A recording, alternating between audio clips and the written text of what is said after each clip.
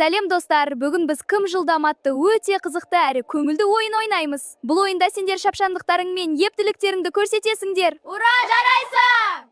Бұл ойынға бізге конустар мен ысқырық қажет болады. Конустар жүгіру бағытын көрсету үшін қойылады, ал ысқырық ойынның басталғанын білдіреді. Балалар екі топқа бөлінеді. Белгі берілген кезде бірінші оқы жүгіріп барып, конусты айналып келеді. Кейін келесі ойыншыға кезек береді. Осылай барлық топ мүшелері ойынды жалғастырады. Мен бастаймын. Ойын кезінде белгі берілмей жүгіруге болмайды. Конусты міндетті түрде айналып келу керек. Сондай-ақ бір-бірін итеруге немесе кедергі жасауға болмайды. Ережелерді есте сақтаңдар. Құттықтаймыз, барлық ойыншылар өте белсенді қатысты. Ура, жарайсыңдар! Бірақ бүгін ең жылдам әрі ұйымшыл топ жеңімпаз атанды. Біз жеңдік. Жарайсыңдар! Рахмет, керемет! Сәлем достар, екінші ойынымыз шарды құлатпа деп аталады. Бұл ойында біз ептілігімізді, мұқияттылығымызды және тепе-теңдікті сақтай білуімізді көрсетеміз. Бұл ойынға бізде қасық және кішкентай шар немесе доп қажет болады. Әр қатысушы қасыққа шарды қойып, оны түсірмей алып жүруі керек. Міне қараңдар осылай. Енді сендер де қолданып көріңдер. Балалар кезекпен немесе екі топқа бөлініп ойнайды. Ойыншы қасыққа шарды қойып, белгіленген жерге дейін жүріп барады. Кейін қайта оралып, кезекті келесі ойыншыға береді. Сендер жарайсыңдар, керемет. Ойын кезінде шарды қолмен ұстауға болмайды. Шар түсіп қалса, ойыншы тоқтап, шарды қайта қасыққа қойып жалғастырады. Бір-бірін итеруге және жолдан шығуға болмайды. Жарайсыңдар балалар, шарды түсірмей, тапсырманы ең ұқыпты әрі жылдам орындаған ойыншы немесе топ жеңімпаз атанады.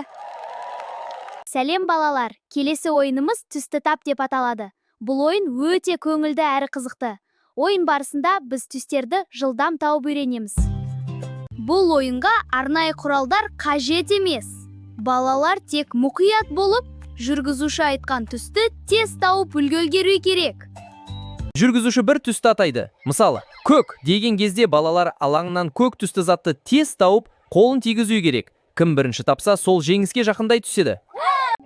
Ойын кезінде бір-бірін итеруге болмайды. Түсті естігеннен кейін тез әрекет ету керек. Қай бала түсті ең соңында тапса, сол ойыннан шығады.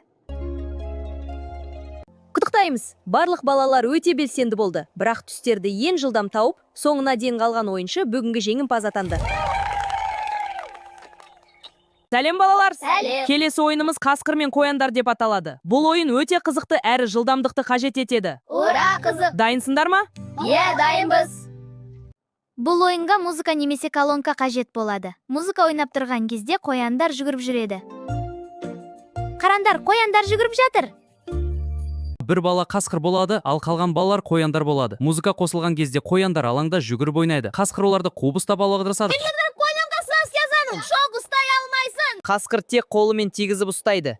Итеруге немесе қатты жүгіріп қауіпті әрекет жасауға болмайды. Ұсталған қоян келесі қасқырға айналады. Бастаймыз! Жарайсыңдар балалар! Қасқырдан ең ұзақ қашып, ұстатпаған ойыншы бүгінгі ойынның жеңімпаз атанды.